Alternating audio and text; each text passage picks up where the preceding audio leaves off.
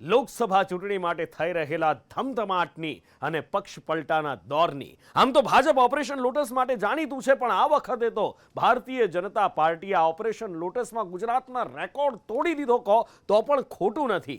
કારણ કે બે આદિવાસી દિગ્ગજ નેતા પિતા પુત્રની જોડીને ભાજપે પોતાની ટીમમાં સામેલ કર્યા છે અને એ બંને પિતા પુત્ર રેકોર્ડ બ્રેક કાર્યકર્તાઓ સાથે ભારતીય જનતા પાર્ટીમાં સામેલ થઈ ગયા, કેસરિયા કરી લીધા. એ છે છોટાઉદેપુરના નારણ રાઠવા અને તેમના પુત્ર સંગ્રામ રાઠવા, અને એની સાથે જિલ્લામાં હજી પણ ભરતી ચાલુ જ છે.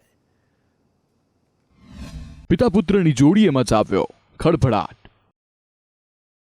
10,000થી વધુ કાર્યકરો સાથે કર્યો પક્ષ પલટો. શું ચૂંટણી પહેલા જ વિપક્ષ થશે સાફ? લોકસભાની ચૂંટણી પહેલા વિપક્ષી પાર્ટી કોંગ્રેસને એક બાદ એક ફટકો પડી રહ્યો છે. આજે બે આદિવાસી દિગ્ગજ નેતા પિતા પુત્રની જોડીએ પક્ષ પલટો કર્યો છે.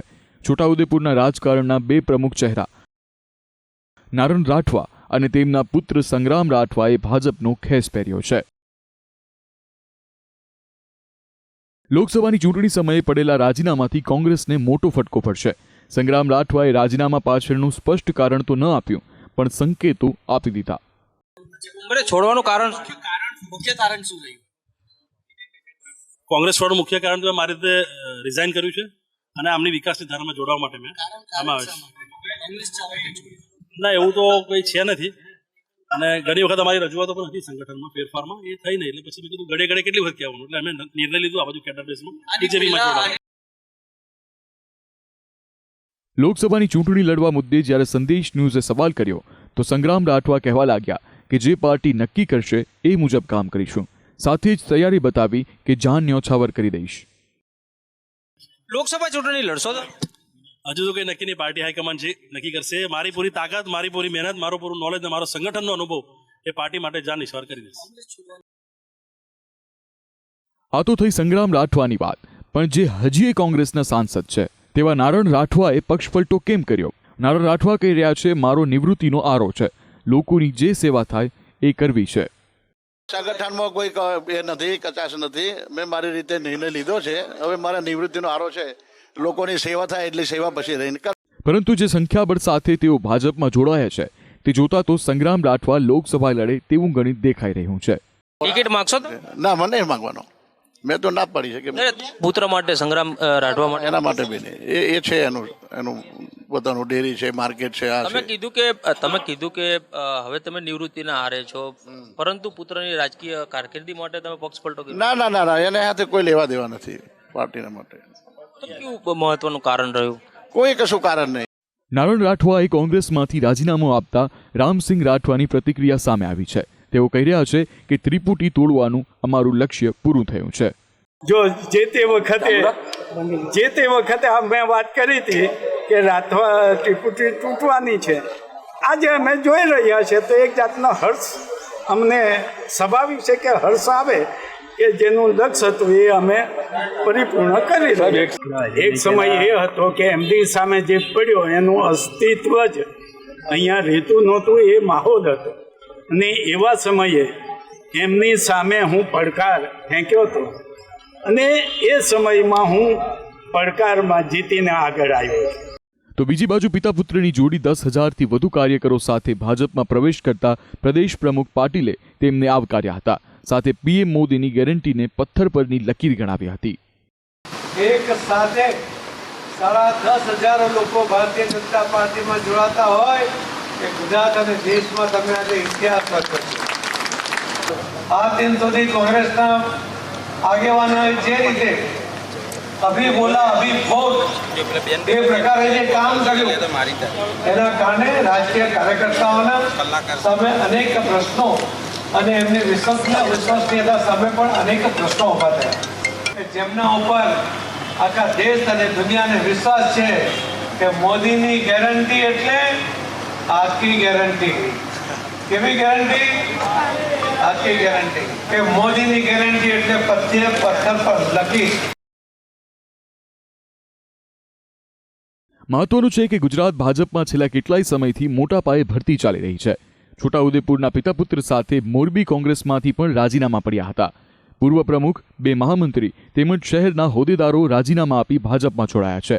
તો ડાંગમાં 150થી વધુ કોંગી કાર્યકરોએ ભાજપનો કેસરીયો ખેસ ધારણ કર્યો છે. હાલ તો ભાજપમાં ભરતી મેળો ચાલી રહ્યો છે. એકથી એક દિગ્ગજ નેતા પક્ષપલટો કરીને ભાજપનો ખેસ પહેરી રહ્યા છે. ત્યારે તેની લોકસભાના પરિણામો પર અસર દેખાશે તે નક્કી છે. પરંતુ તે અસર કેવી અને કેટલી હશે તે તો સમય જ બતાવશે. બ્યુરો રિપોર્ટ, સંદેશ ન્યૂઝ. ગુજરાત એટલે ભાજપનો ગઢ અને એની સાથે સાથે ભારતીય જનતા પાર્ટીની પ્રયોગશાળા પણ છે. ભાજપે નિર્ધાર કર્યો છે સતત ત્રીજી વખત 26માંથી 26 બેઠકો જીતીને હેટ્રિક લગાવવાનો, ને એ પણ દરેક ઉમેદવાર 5 લાખની લીડથી જીતે એના માટેના પ્રયાસો થઈ રહ્યા છે. અને સેન્સ પ્રક્રિયા પણ પૂરી થઈ છે. જ્યાં કોઈ પોતાના માટે ટિકિટ માંગવા માટે નીકળ્યા તો કોઈ દિગ્ગજોના નામ આગળ ધરતા જોવા મળ્યા, અને બીજી બાજુ વિપક્ષના ગઠબંધનમાં ઉમેદવાર જાહેર થયા અને કમઠાણ શરૂ થઈ ગયું છે. ગુજરાતમાં લોકસભાની ચૂંટણીની તૈયારી પ્રચંડ રીતે થઈ રહી છે. ચૂંટણીનું નોટિફિકેશન બહાર પડાયું નથી, પણ તૈયારીના ભાગરૂપે રાજકીય પાર્ટીઓએ દાવેદારોની સેન્સ લેવાનું શરૂ કર્યું, જેમાં ભાજપ વિપક્ષ કરતાં એક કદમ આગળ દેખાઈ રહી છે. દાવેદારના બાયોડેટાના થપ્પા લાગી રહ્યા છે. તો કેટલીક બેઠક ઉપર કાર્યકરોએ દિગ્ગજોના નામ આગળ મૂક્યા. કાર્યકરોએ ક્યાં બેઠક પરથી કયું નામ સ્ટેશ કર્યું તેની વાત કરીએ. ગાંધીનગરથી અમિત શાહ, નવસારીથી CR પાટીલ, અમરેલી ભાવનગર બેઠકથી મનસુખ માંડવિયા. આ સાથે કેટલાકે પોતાના માટે જ ટિકિટ માંગી, જેમાં પોરબંદરથી પૂનમ માડમ, મહેસાણાથી નીતિન પટેલ, અમદાવાદથી પ્રદીપસિંહ જાડેજા, દાહોદથી જસવંત ભાભોર, મહીસાગરથી રતનસિંહ, રાજકોટથી ભરત બોકરા અને મોહન કુંડારિયા, પાટણથી ભરતસિંહ ડાભીએ લડવાની ઈચ્છા વ્યક્ત કરી છે. જ્યાં સુધી ભાજપની વાત છે ત્યાં ટિકિટ ન મળે તો પણ નારાજગી કે જૂથવાદ દેખાતો નથી, જેની સામે વિપક્ષમાં ઉમેદવાર જાહેર થયા બાદ પણ જૂથબંધી ચરમસીમાએ જોવા મળે છે. હાલ ભરૂચ લોકસભા માટે પણ વિપક્ષી ગઠબંધનમાં વાદ વિવાદ જોવા મળ્યો છે. સ્વર્ગીય અહેમદ પટેલના દીકરી મુમતાઝ પટેલ જાણે ચેતર વસાવા સામે મોરચો ખોલ્યો હોય તેવું લાગી રહ્યું છે, જેમણે આજે સંદેશ સાથેની વિશેષ મુલાકાતમાં કહ્યું કે ભાડુ બાદ ઘર પર કબજાનો પ્રયાસ કરે તો માલિક શું કરે. नेगोशिएशन होते हैं, मेरे पिता करते आ रहे थे, पर कोई बड़ा कोई छोटा नहीं होता है. हो सकता है कोई ना कोई कंपल्शन रही होगी, पर जो आर्ग्यूमेंट दिया जा रहा था कि कैंडिडेट स्ट्रॉन्ग हैं आम आदमी पार्टी के, तो मैं फिर से यही कहती हूँ कि कैंडिडेट आपके पास स्ट्रॉन्ग है तो आपको अलायंस की ज़रूरत ही नहीं है. अलायंस की ज़रूरत इसलिए पड़ती है और ऐसी जगहों पे पड़ती है जहाँ पे एक पार्टी भारी है और दूसरी नहीं, तो आप मिल के इलेक्शन लड़ते हैं तीसरी पार्टी को हराने के लिए. तो यहाँ तो कांग्रेस का चाहे हारती भी आ रही थी, बट कांग्रेस के हमारे लोग हैं, कार्यकर्ता हैं, वोटर हैं. और मैं आज पूछना चाहूँगी कि अगर एक तरीके से होता है कि किराएदार घर में घुस गए, तो जो मकान मालिक हैं, मैं उस तरीके से कहूँगी, 20-25 साल से जो हमारे कार्यकर्ता हैं लाठी खा रहे हैं, जेल जा रहे हैं, ज़मीन पे काम कर रहे हैं, इतनी मेहनत कर रहे हैं, तो उनका क्या? आज एक तरीके से वो बेघर हो गए. બીજી બાજુ ચેતર વસાવા કોંગ્રેસની નારાજગી દૂર કરવાના પ્રયત્નો કરીશું તેવું કહી રહ્યા છે અને જરૂર પડે કોંગ્રેસના બેનરથી ચૂંટણી લડવાની તૈયારી પણ દર્શાવી.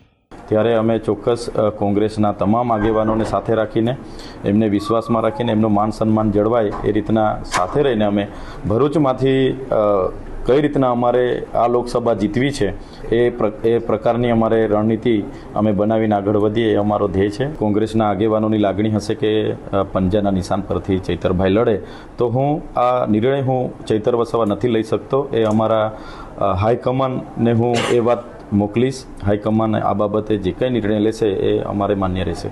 હાલ તો વિપક્ષ પોતાની મડાગાંઠ ઉકેલવા કામે લાગી છે, જ્યારે ભાજપ ઉમેદવાર માટે કસરત કરી રહી છે, જે સ્પષ્ટ કરે છે કે ભાજપ કેમ 2 વાર હેટ્રિક લઈ રહી છે, પરંતુ ભાજપમાંથી ટિકિટ મેળવી એટલી આસાન નથી.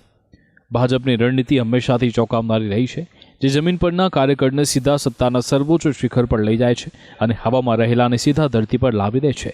ત્યારે મૂર્તિયા કોણ બને છે અને ભાજપ હેટ્રિક મેળવવામાં સફળ થાય છે કે કેમ તે જોવું રહ્યું. બ્યુરો રિપોર્ટ, સંદેશ ન્યૂઝ. અને હવે વાત કરવી છે તાત પર ઘાતની. ખેડૂતો પર જાણે આફત ખતમ થવાનું નામ જ નથી લઈ રહી. એક પછી એક આફતો આવતી જ રહે છે અને હવે ફરી એકવાર રાજ્યના ખેડૂતોના માથે ચિંતાના વાદળો ઘેરાઈ રહ્યા છે. આકાશમાં વરસાદી વાદળો બંધાઈ રહ્યા છે. હવામાન વિભાગે આગાહી કરી છે કે ફરી એકવાર માવઠાનો માર પડી શકે છે. માર્ચ મહિનાની શરૂઆતમાં પવનનું જોર અને કમોસમી વરસાદ જોવા મળશે અને ખેડૂતોને પેટમાં ફાળ પડી છે. ગુજરાતના ખેડૂતોના માથે ફરી આફતના વાદળો મંડરાવા લાગ્યા છે. માર્ચ મહિનાની શરૂઆતથી જ ખેડૂતો મુશ્કેલીમાં મુકાશે તેવું લાગી રહ્યું છે. ભારે પવન ફૂંકાવાની સાથે કમોસમી વરસાદ ખેડૂતોના દુશ્મન બને તેવી હવામાન વિભાગે આગાહી કરી છે. હવામાન વિભાગની આગાહી છે કે આગામી 3 દિવસ રાજ્યમાં કમોસમી વરસાદ પડી શકે છે. વેસ્ટર્ન ડિસ્ટર્બન્સના કારણે ગુજરાતના માથે આ આફત ચઢી આવી છે. सीजनल रेनफॉल डे 4 और डे 5 यानी 1 और 2 मार्च को होगी. वो एक वेस्टर्न डिस्टर्बेंस आ रहा है जो नॉर्दर्न मतलब नॉर्थ वेस्ट इंडिया को मतलब कवर करेगा. वो 1 मार्च से 3 मार्च के बीच तक. और जो गुजरात उसके कारण जो गुजरात मतलब स्टेट या गुजरात रीजन में जो बारिश होगी वो 1 और 2 मार्च पे होगी. ગુજરાતની માથે ચઢી આવેલી આ આકાશી આફત ઉત્તર ગુજરાત, પૂર્વ અને સૌરાષ્ટ્રના કેટલાક વિસ્તારમાં કહેર મચાવી શકે છે. વરસાદી વાદળો ગુજરાતનો કોઈ ખૂણો બાકી રાખે તેવું લાગતું નથી, કારણ કે 1 માર્ચે ઉત્તર પૂર્વ અને સૌરાષ્ટ્રના કેટલાક વિસ્તારો પર સંકટ રહેશે. जिन जिन जगहों पे मतलब डे 4 यानी 1 मार्च को बारिश होगी वो ज़िले हैं गुजरात रीजन के बनासकांठा, साबरकांठा, अरावली, महिसागर, छोटा उदयपुर और दाहोद. और सौराष्ट्र रीजन की बात करेंगे जहाँ पे आइसोलेटेड प्लेसेस पे लाइट रेन होगी. वो ज़िले हैं सुरेंद्रनगर और बोटाद. તો બીજી માર્ચના રોજ સૌરાષ્ટ્રની સાથે દક્ષિણ ગુજરાતના પણ કેટલાક વિસ્તારમાં કમોસમી વરસાદનું જોર રહેશે. ક્યાં વિસ્તારમાં આફત રહેવાની શક્યતા છે તેની વાત કરીએ તો और डे 5 की बात करेंगे तो डे 5 में भी लाइट रेन होने के चांसेस हैं. वो ज़िले हैं नवसारी, वलसाड़ और और गिर सोमनाथ. ये 3 ज़िले हैं जहाँ पे डे 5 को लाइट रेन होने की संभावना है. આ આફતનો વરસાદ શહેરીજનોને પણ હેરાન પરેશાન કરી શકે છે. ગુજરાતના સૌથી મોટા શહેર અમદાવાદમાં પણ વરસાદની આગાહી છે. 1 થી 3 માર્ચ સુધી અમદાવાદમાં હળવા વરસાદની સંભાવના વ્યક્ત કરવામાં આવી છે, પરંતુ અહીંથી મુશ્કેલી ઓછી નથી થવાની, કારણ કે જ્યાં વરસાદ નહીં થાય ત્યાં પવન નુકસાની લઈને આવી શકે છે. વરસાદની સાથે પવનનો પણ રહેશે માર. રાજ્યમાં 45 કિલોમીટરની ઝડપે પવન ફૂંકાશે. હવામાન વિભાગની આગાહી છે કે રાજ્યમાં આગામી 3 દિવસ 45 કિલોમીટરથી વધુની ઝડપે પવન ફૂંકાશે. મોસમનો મિજાજ બદલાતા સાગર ખેડૂતોને પણ ચેતવવામાં આવ્યા છે. ખરાબ હવામાનના કારણે માછીમારોને દરિયો ન ખેડવાની સૂચના અપાઈ છે. હાલ તો ગુજરાતનું બદલાયેલું વાતાવરણ ખેડૂતોનું નસીબ બદલી રહ્યું છે, તેમને મુશ્કેલીમાં મૂકી રહ્યું છે. પહેલા શિયાળામાં ઠંડી ન પડી તો હવે ઉનાળા પહેલા ચોમાસું જામી રહ્યું છે. મોસમનો બદલાયેલો મિજાજ ખેડૂતો માટે મોટી મુશ્કેલી બન્યો છે. ખેડૂતો આ આકાશી આફતથી સાવચેત ન રહ્યા તો તેમને મોટું નુકસાન થઈ શકે છે. બ્યુરો રિપોર્ટ, સંદેશ ન્યૂઝ. અને આ ત્રણેય રાજ્યોની અંદર શું જોવા નથી મળ્યું? આમ તો જો કે આપણા માટે આ કોઈ નવી વાત નથી. ભૂતકાળમાં રાજ્યસભાની ચૂંટણીમાં આપણે આ જોઈ ચૂક્યા છીએ. અડધી રાત સુધી અમદાવાદથી દિલ્હી, ગાંધીનગરથી દિલ્હીના દોડા પણ આપણે જોઈ ચૂક્યા છીએ. બસ એવું જ કંઈક અત્યારે હિમાચલ પ્રદેશમાં પણ જોવા મળી રહ્યું છે. એની સાથે સાથે ઉત્તર પ્રદેશ, કર્ણાટકમાં શું પરિસ્થિતિ છે? ધારાસભ્યોનું ક્રોસ વોટિંગ જોવાયું. કોણે કોણે ક્રોસ વોટિંગ કર્યું છે? શું કોઈના ચહેરા ઉઘાડા પડ્યા છે? અને સરકાર ઉપર સંકટ આખરે આ ક્રોસ વોટિંગથી કેવી રીતે ઊભું થયું છે, હવે એ જુઓ. રાજ્યસભાની ચૂંટણીમાં જબરદસ્ત ખેલા. ધારાસભ્યોનું ક્રોસ વોટિંગ થતાં ભીંસમાં સરકાર. ઉમેદવાર જીતાડવા નહીં, સરકાર બચાવવાનો પ્રયાસ. 3 રાજ્ય ઉત્તર પ્રદેશ, હિમાચલ અને કર્ણાટકમાં રાજ્યસભાની 15 બેઠકો પર ચૂંટણી થઈ રહી છે. રાજ્યસભાની 15 બેઠકો પર મતદાન થયું. 3 રાજ્યમાં 15 બેઠકો છે, પરંતુ 18 ઉમેદવાર મેદાનમાં છે. ઉત્તર પ્રદેશમાં 10 બેઠક છે અને 11 ઉમેદવાર છે, જેમાં ભાજપના 8 અને સમાજવાદી પાર્ટીના 3 ઉમેદવાર છે. કર્ણાટકમાં 4 બેઠક જ્યારે 5 ઉમેદવાર છે, જેમાં કોંગ્રેસના 3 ઉમેદવાર, ભાજપ અને જેડીએસે એક ઉમેદવાર મેદાને ઉતાર્યા છે. તો હિમાચલમાં એક બેઠક છે અને 2 ઉમેદવાર મેદાનમાં છે, જેમાં એક કોંગ્રેસના અને એક ભાજપના છે. રાજ્યસભાની ચૂંટણીમાં થયેલા ખેલાથી હિમાચલ સરકાર ભીંસમાં મુકાઈ ગઈ છે, કારણ કે રાજ્યસભામાં ધારાસભ્યોનું જબરદસ્ત ક્રોસ વોટિંગ થયું છે, જેમાં હિમાચલની વિધાનસભામાં કુલ 68 બેઠકો અને તેમાં ભાજપ પાસે 25, કોંગ્રેસ પાસે 40 અને 3 અપક્ષ પાસે. હિમાચલ પ્રદેશમાં સરકાર બનાવવા માટે 35 ધારાસભ્યોના મત જરૂરી હોય છે, પરંતુ રાજ્યસભાની ચૂંટણીમાં કોંગ્રેસના 9 ધારાસભ્યોએ ક્રોસ વોટિંગ કર્યાની ચર્ચા છે. જો ખરેખર આવું બન્યું છે તો હિમાચલ પ્રદેશમાં કોંગ્રેસની સરકાર અલ્પમતમાં આવી શકે છે, કારણ કે સરકાર બનાવવા 35 ધારાસભ્યો જોઈએ, પણ કોંગ્રેસના 9 ધારાસભ્યોએ ક્રોસ વોટિંગ કર્યું તો 30 ધારાસભ્યો વધે છે, જ્યારે ભાજપ 25 થી 34 પર પહોંચી જાય છે, જેના કારણે હિમાચલના મુખ્યમંત્રી સુખવિંદર સુક્ખુએ ઇમરજન્સી બેઠક પણ બોલાવી હતી. मानना है कि हमारे 40 विधायक थे, अगर कोई बिका नहीं होगा तो हमें 40 के 40 वोट आएंगे. निश्चित तौर पर मेरा यह मानना है कि कांग्रेस की विचारधारा और हाथ के निशान पर जो चुनकर आए हैं उन लोगों ने पार्टी को वोट डाला होगा, पार्टी के प्रत्याशी को वोट डाला होगा. तो अभी तक तो हम शाम को काउंटिंग है तभी कुछ बोल सकते हैं, लेकिन मेरा मानना है कि कांग्रेस का अगर कोई विधायक बिका नहीं होगा तो हमारे को 40. તો ઉત્તર પ્રદેશની રાજ્યસભાની ચૂંટણીમાં પણ આવું જ ક્રોસ વોટિંગ જોવા મળ્યું છે. સમાજવાદી પાર્ટીના 7 ધારાસભ્યોએ ભાજપ તરફી વોટિંગ કર્યાની ચર્ચા છે, જેના કારણે ભાજપના 8 ઉમેદવાર અને સપાના 2 ઉમેદવાર જીતે તેવી ચર્ચા છે. બીજી બાજુ કોંગ્રેસના કર્ણાટકમાં 3 ઉમેદવાર જીતી ગયા છે, જ્યારે બાકી વધેલી એક બેઠક પર ભાજપના ઉમેદવાર જીતે છે કે પછી જેડીએસના તે જોવું રહ્યું. હાલ તો 5 વાગ્યાથી મતગણતરી શરૂ કરાય છે, તો કેટલાકે વોટિંગમાં વાંધો ઉઠાવતા થોડા સમય માટે મતગણતરી રોકવામાં આવી હતી, પરંતુ રાત સુધીમાં પરિણામો જાહેર થાય તેવી શક્યતા છે. રાજ્યસભાની ચૂંટણીમાં થયેલો ખેલ જોતા હિમાચલની સરકાર ભીંસમાં મુકાય છે, ત્યારે 15 બેઠકોના પરિણામ બાદ જ માલુમ પડશે કે બાજીગર કોણ બને છે અને હિમાચલમાં શું ઉલટફેર થાય છે. બ્યુરો રિપોર્ટ, સંદેશ ન્યૂઝ.